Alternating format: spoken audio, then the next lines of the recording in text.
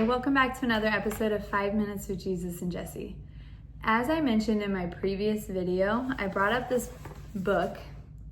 This is Practicing the Way by John Mark Comer. I'm not really sure. John Mark. And this book I was drawn to immediately because it talks about, on the cover it says, practicing the way, be with Jesus, become like him, do as he did. And it's really a book on learning how to be a true disciple of Jesus and a follower of Jesus. And let me tell you, this book has been worth every penny spent.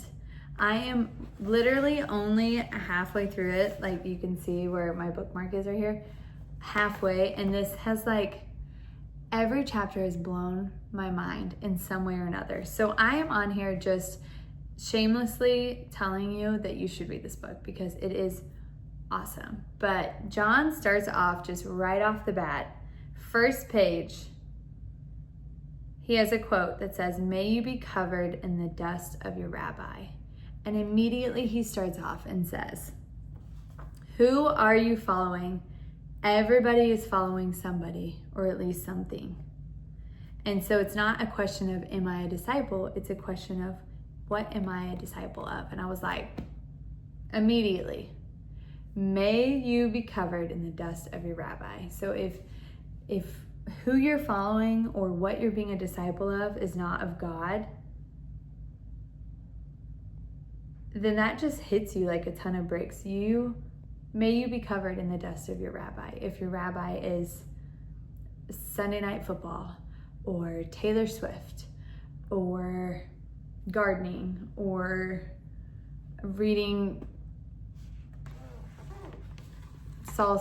spicy books, whatever that may be, you are following something or somebody, and so you will be covered in the dust of your rabbi. And I just thought that was, I'm like, woo! And he goes on to say, if we are not intentionally being formed by Jesus himself, then it's highly likely we are being unintentionally formed by someone or something else. So who are you following?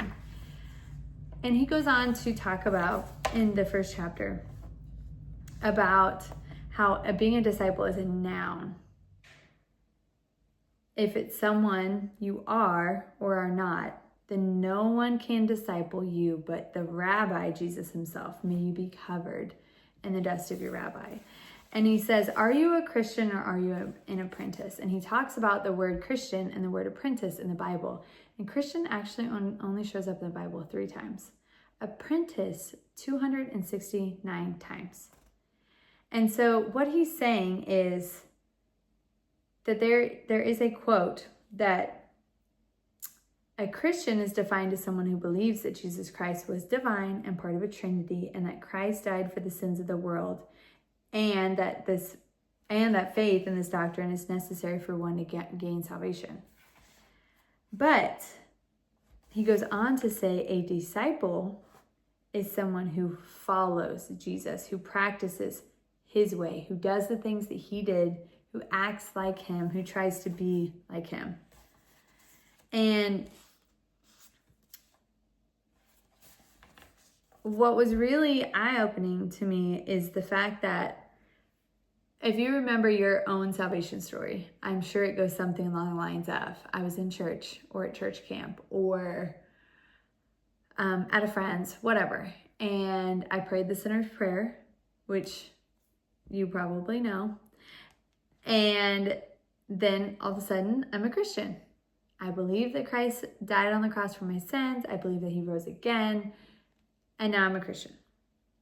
And the one thing is that the label Christian is something that Jesus never used. He said, whoever wants to be my apprentice, come follow me or come do these things. Not whoever wants to put your hand up and become a Christian.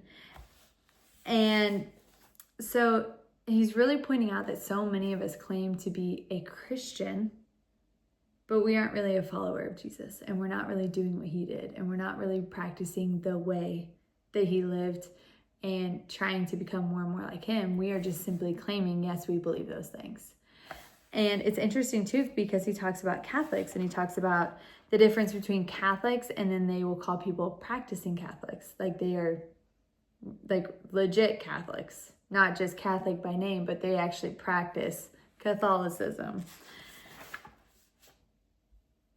And he says the problem is that we have created this culture where you can be a Christian, but you don't have to be an apprentice of Jesus.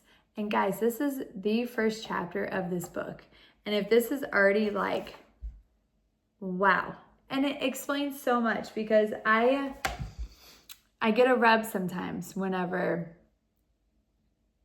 people call Christians hypocrites, right? You hear that a lot. Oh, they're a hypocrite. And it makes sense. Probably because they're a Christian in name only.